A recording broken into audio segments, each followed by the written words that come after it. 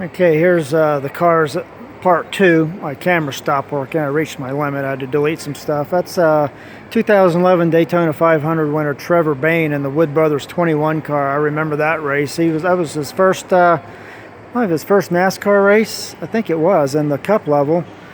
Yeah, it was. For an underfunded single car team, an old team, but single car still has the confetti all over it. Beautiful car here, folks. 63 Riviera Buick, way ahead of its time when it came out. My dad had one, a 63, back in the early 60s. It was a burgundy with a white interior. It says Buick compared the car's interior styling to that of an airplane, claiming the driver probably feels more like a pilot. Which is kind of ironic because my dad worked for Piper Aircraft back when he had this car there in Vero Beach, Florida. Modern, understated, and just elegant. Nice, nice, nice. And everyone knows what that is. The Buick sucking a lemon, also known as the Ford Edsel, which was an absolute sales flop. Just nobody could get past the nose on it. And that, everybody should watch the movie Tucker, A Man in His Dream. That is one of 51 Tucker cars ever built. Way ahead of its time, back in the day, 48. Don't know why they have the back wheels off of it, but there's one of them. I've seen numerous ones. I've probably seen a half a dozen different ones at least. And this is the first purpose-built school bus, a first Bluebird, 1927. It's built on it's all steel, and it's built on a Model T chassis.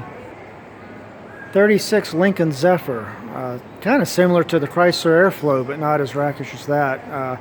Believe it or not, in 1936, 80% of all Lincolns sold were the Zephyr. Modern, very modern for the time, streamlined design. Now, some of you may remember Charles Kuralt and his CBS Sunday Morning, I guess, TV show, On the Road with Charles Kuralt segment.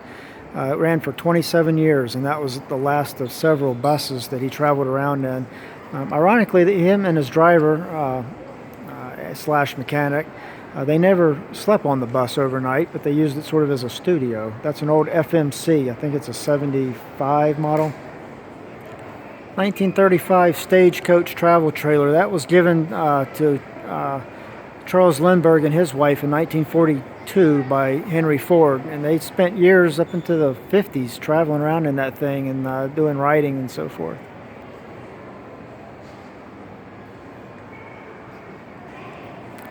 That's a 1914 Detroit electric car, and that was Clara Ford's car. Believe it or not, Henry Ford's wife did not drive a Ford. She drove that, and she drove it up into the 30s, believe it or not, because it was so much easier. Women like those because they cranked up easy and and just went, unlike the Model Ts of the day. So that's what she drove around in. I remember these things on the road. 1952 Federal 45M, an old Fruhoff trailer. A 1900 Wood electric truck. We jump back to the modern age. 81 Ford Escort when they first arrived in the U.S. Now, don't get me wrong, they were built here. It's an American car, but they had the Escort in Europe, maybe a different version of it. Nash Rambler. Now, what's the significance of the 83 Accord? Well, that is the first American-built foreign car. 1983, built in Marysville, Ohio. And there it is, right there. Beautiful cars here. Nice Duesenberg, 37 Cord, 812. One of my favorite cars, and I've got a die-cast model of this too, but it's in the off-white. 56 Lincoln Continental Mark II. These things were $10,000 back in the day, which is very expensive. They're pretty much handcrafted, but they were the best quality car you could buy back in the day. William Clay Ford was, I believe that was Edsel's son. Was behind the development of that car. Beautiful car. Ford racing car, the GT40. Well, they call it the Mark IV. 1930 Packard Model F, the second car to cross the U.S. Well, that was before there was roads. I saw a segment on Mysteries at the Museum on that car. They went across. They carried a stray dog that came up and befriended them. That was kind of funny.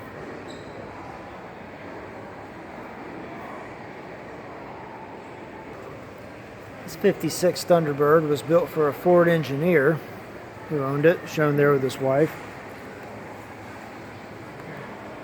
And there you go. Popular at every car show. That and a 65 Mustang. 59 Volkswagen Westfalia. That's actually an early one. Most of them that you still see around are a little newer than that. Early Airstream. Early camping trailer. And there's still things out now that look very similar to that, believe it or not. That iconic Holiday Inn sign was in use from 52 to 1982 before they modernized it and of course ruined it. A 1960s motel room. But check out the carpet, love it. And it looks like motel rooms today. In fact, a lot of them are built back in the day. They've just modernized them with different decor and facades on the outside. And then, before the Holiday Inn, the tourist cabin. Inside the tourist cabin, these are really neat. It's too bad these things have disappeared. You see a lot of abandoned ones. And there's some that have been restored, kind of a novelty, like around Route 66 and so forth. 1907 white Model G steam touring car. Alright. That's just a sample of the automotive section here at the Henry Ford Museum. This place is just mind-boggling. You can't do it all in a day. We got here at the beginning. We'll be here all day, and I won't see it all.